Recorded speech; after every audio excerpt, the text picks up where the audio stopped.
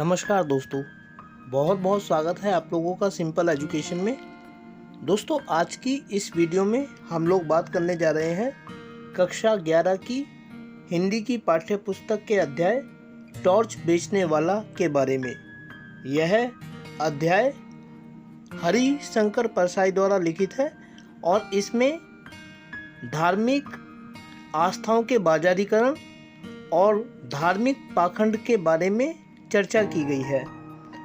तो हम इस अध्याय को शब्द ब शब्द पढ़ेंगे और जानेंगे कि आखिर क्या बताने का प्रयास किया है हरिशंकर परसाई ने टॉर्च बेचने वाले अध्याय के माध्यम से।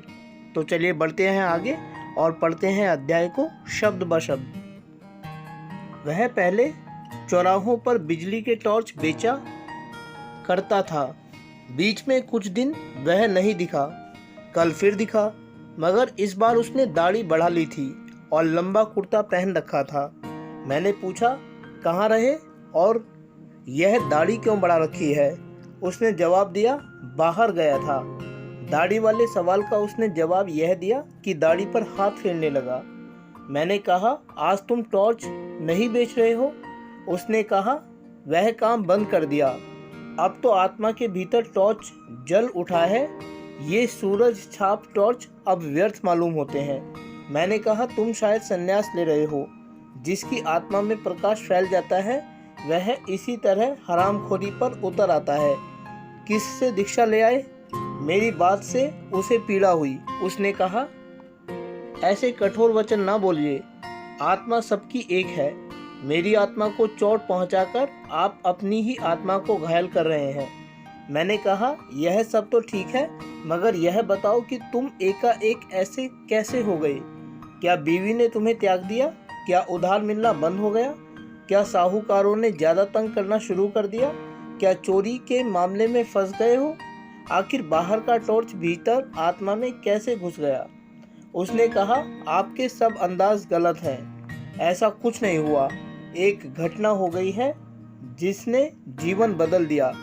उसे मैं गुप्त रखना चाहता हूँ, पर क्योंकि आज ही यहाँ से दूर जा रहा हूँ, इसीलिए आपको सारा किस्सा सुना देता हूँ। उसने बयान शुरू किया।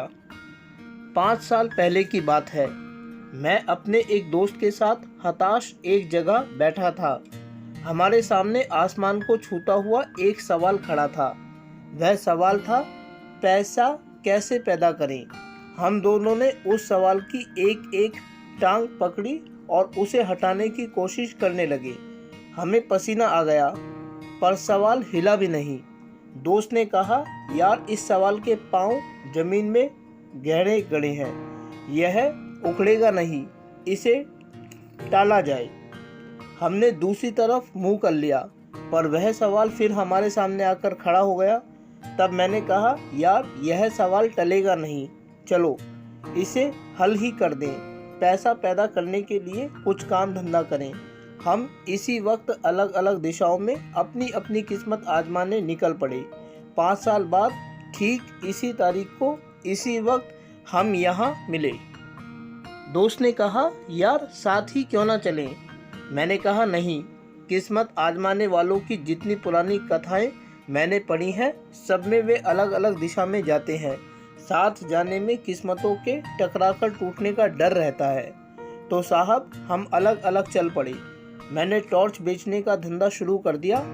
चौराहे पर या मैदान में लोगों को इकट्ठा कर लेता और बहुत नाटकीय ढंग से कहता, आजकल सब जगह अंधेरा छाया रहता है, रातें बेहद काली होती हैं। अपना ही हाथ नहीं सूझता, आदमी को रास्ता नहीं दिखता, वह भटक जाता है, उसके पांव कांटों से बिंध जाते हैं, वह गिरता है और उसके घुटने लहूलुहान हो जाते हैं। उसके आसपास भयानक अंधेरा है। शेर और चीते चारों तरफ घूम रहे हैं। सांप जमीन पर रेंग रहे हैं। अंधेरा सबको निगल रहा है। अंधेरा घर में भी है। आदमी रात को पेशाब करने उठता है और सांप पर उसका पांव पड़ जाता है। सांप उसे डस लेता है और वह मर जाता है। आपने तो देखा ही है साहब कि लोग मेरी बातें सुनकर कैसे डर जाते थे। भरी दोपहर में वे अंधेरे के डर से कांपने लगते थे। आदमी को डराना कितना आसान है। लोग डर जाते तब मैं कहता, भाइयों यह सही है कि अंधेरा है मगर प्रकाश भी है। वही प्रकाश मैं आपको देने आया हूँ। हमारी सूरज छाप टॉर्च में वह प्रकाश है जो अंधकार को दूर भगा देता है। इसी वक्त सूरज छाप टॉर्च खरीदो और अंधेरे को दूर करो। जिन भाइयों को चाहिए हाथ ऊंचा करें। साहब मेरे टॉर्च बिक जाते और मैं मज़े में ज़िंदगी गुजारने लगा। वायदे के मुताबिक ठीक 5 साल बाद मैं उस जगह पहुंचा जहां मुझे दोस्त से मिलना था। वहां दिन भर मैंने उसकी राह देखी, वह नहीं आया। क्या हुआ? क्या वह भूल गया या अब वह इस असार संसार में ही नहीं है? मैं उसे ढूंढने निकल पड़ा। एक शाम जब मैं एक शहर की सड़क पर चला जा रहा था, मैंने देखा कि पास के मैदान में खूब रोशनी है और एक तरफ मंच सजा है, लाउड स्पीकर लगे हैं। मैदान में हजारों नर नारी श्रद्धा से झुके बैठे हैं। मंच पर सुंदर रेशमी वस्त्रों से सजे एक भव्य पुरुष बैठे हैं। वे खूब पुष्ट हैं, सवारी हुई लंबी दाढ़ी है और पीठ पर लहलाते केश लंबे हैं। मैं भीड़ के एक कोने में जाकर बैठ गया। भव्य पुरुष फिल्मों के संत लग रहे थे। उन्होंने गुरु गंभीर वाणी में प्रवचन शुरू किया। वे इस तरह बोल रहे थे जैसे आकाश के किसी कोने से कोई रहस्यमय संदेश उनके कान में सुनाई पड़ रहा है, जिसे वे भाषण दे रहे थे।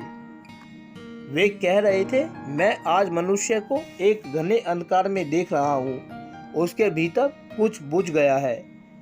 यह युग ही अंधकारमय है। यह सर्वगाही अंधकार संपूर्ण विश्व को अपने उदर में छिपाए है। आज मनुष्य इस अंधकार से घबरा उठा है। वह पथ भ्रष्ट हो गया है। आज आत्मा भी अंधकार है। अंतर की आंखें ज्योतिहीन हो गई हैं। वे उसे भेद नहीं पाती। मानव आत्मा अंधकार में घुटती है। मैं देख रहा हूँ मनुष्य की आत्मा भय और पीड़ा से त्रस्त है। इसी तरह वे बोलते गए और लोग स्तब्ध सुनते गए। मुझे हंसी छूट रही थी। 1-2 बार दबाते दबाते भी हंसी फूट गई और पास के श्रोताओं ने मुझे डांटा। भव्य पुरुष प्रवचन के अंत पर पहुंचते हुए कहने लगे, भाइयों और बहनों, डरो मत। जहां अंधकार है वहीं प्रकाश है। अंधकार में प्रकाश की किरण है, जैसे प्रकाश में अंधकार की किंचित कालिमा है। प्रकाश भी है।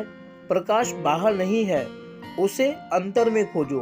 अंतर में बुझी उस ज्योति को जगाओ। मैं तुम सबका उस ज्योति को जगाने के लिए आह्वान करता हूँ। मैं तुम्हारे भीतर वही शाश्वत ज्योति को जगाना चाहता हूँ। हमारे साधना मंदिर में आकर उस ज्योति को अपने भीतर जगाओ। साहब अब तो मैं खिलखिलाकर हंस पड़ा। पास के लोगों ने मुझे धक्का देकर भगा दिया। मैं मंच के पास जाकर खड़ा हो गया। भव्य पुरुष मंच से उतरकर कार पर चढ़ रहे थे। मैंने उन्हें ध्यान से पास से देखा। उनकी दाढ़ी बड़ी हुई थी, इसीलिए मैं थोड़ा झिझका, पर मेरी तो दाढ़ी नहीं थी। मैं तो उसी मौलिक रूप में था। उन्होंने मुझे पहचान लिया। बोले, अरे तुम। मैं पहचान कर बोलने ही वाला था कि उन्होंने मुझे हाथ पकड़कर कार में बैठा लिया। मैं फिर कुछ बोलने लगा तो उन्होंने कहा, बंगले तक कोई बातचीत नहीं होगी, वहीं ज्ञान चर्चा होगी। मुझे याद आ गया कि यहाँ ड्राइवर है। बंगले पर पहुंचकर मैंने उसका ठाठ देखा। उस वैभव को देखकर मैं थोड़ा झिझका, पर तुरंत ही मैंने अपने उस दोस्त से खुलकर बातें शुरू कर दी। मैंने कहा, यार तू तो बिल्कुल बदल गया। उसने गंभीरता से कहा, परिवर्तन जीवन का अनंत क्रम है। मैंने कहा, साले फिलॉसफी मत बघार। यह बता कि तूने इतनी दौलत कैसे कमा ली 5 सालों में। उसने पूछा, तुम इन सालों में क्या करते रहे? मैंने कहा, मैं तो घूम घूम कर टॉर्च बेचता रहा। सच बता, क्या तू भी टॉर्च का व्यापारी है? उसने कहा, तुझे क्या ऐसा ही लगता है? क्यों लगता है? मैंने उसे बताया कि जो बातें मैं कहता हूँ वही तू कह रहा था। मैं सीधे ढंग से कहता हूँ, तू उन्हीं बातों को रहस्यमय ढंग से कहता है। अंधेरे का डर दिखाकर लोगों को टॉर्च बेचता हूँ। तू भी अभी लोगों को अंधेरे का डर दिखा रहा था। तू भी जरूर टॉर्च बेचता है। उसने कहा, तुम मुझे नहीं जानते, मैं टॉर्च क्यों बेचूंगा? मैं साधु, दार्शनिक और संत कहलाता हूँ। मैंने कहा, तुम कुछ भी कहलाओ, बेचते तो तुम टॉर्च हो। तुम्हारे और मेरे प्रवचन एक जैसे हैं, चाहे कोई दार्शनिक बने, संत बने या साधु। अगर वह लोगों को अंधेरे का डर दिखाता है तो जरूर अपनी कंपनी का टॉर्च बेचना चाहता है। तुम जैसे लोगों के लिए हमेशा ही अंधकार छाया रहता है। बताओ, तुम्हारे जैसे किसी आदमी ने हजारों में कभी भी यह कहा है कि आज दुनिया में प्रकाश फैला है? कभी नहीं फैला। क्यों? इसीलिए कि उन्हें अपनी कंपनी का टॉर्च बेचना है। मैं खुद भर दोपहर में लोगों से कहता हूँ कि अंधकार छाया है, बता किस कंपनी का टॉर्च बेचता है। मेरी बातों ने उसे ठिकाने पर ला दिया। उसने सहज ढंग से कहा, तेरी बात ठीक ही है, मेरी कंपनी नई नहीं है, सनातन है। मैंने पूछा, कहाँ है तेरी दुकान? नमूने के लिए एक आध टॉर्च तो दिखा। सूरज छाप टॉर्च से बहुत ज़्यादा बिक्री है उसकी। उसने कहा, उस टॉर्च की कोई दुकान बाजार में नहीं है, वह बहुत सूक्ष्म है, मगर कीमत उसकी बहुत मिल जाती है। तू 1-2 दिन रह तो मैं तुझे सब समझा देता हूँ। तो साहब, मैं 2 दिन उसके पास रहा। तीसरे दिन सूरज छाप टॉर्च की पेटी को नदी में फेंककर नया काम शुरू कर दिया। वह अपनी दाढ़ी पर हाथ फेरने लगा, बोला, बस 1 महीने की देर और है। मैंने पूछा, तो अब कौन सा धंधा करोगे? उसने कहा, धंधा वही करूँगा, यानी टॉर्च बेचूंगा, बस कंपनी बदल रहा हूँ। तो दोस्तों, ये था कक्षा 11 के विद्यार्थियों के लिए हिंदी की पाठ्यपुस्तक अंतरा का 3रा अध्याय टॉर्च बेचने वाला, जिसका लेखन किया है हरिशंकर परसाई ने। इस अध्याय में हमने देखा कि किस तरह धर्म के नाम पर होने वाले बाजारीकरण और धार्मिक आस्थाओं के पाखंड ने एक व्यक्ति के काम को ही बदल दिया और उसने उसी काम को नए तरीके से धर्म के नाम पर करने का प्रण लिया। उम्मीद करता हूं कि आप लोगों को यह वीडियो अच्छी लगी होगी और साथ ही आप लोगों से अनुरोध करता हूं कि यदि वीडियो अच्छी लगी तो वीडियो को लाइक और चैनल को सब्सक्राइब जरूर करें। इसके अलावा आगे आने वाले अन्य दिनों में अन्य वीडियोस को देखने के लिए जुड़े रहें मेरे साथ मेरे इस YouTube चैनल पर, जिसका नाम है सिंपल एजुकेशन। फिलहाल आप लोगों से विदा लेना चाहूँगा। वीडियो को देखने के लिए आपका बहुत बहुत धन्यवाद।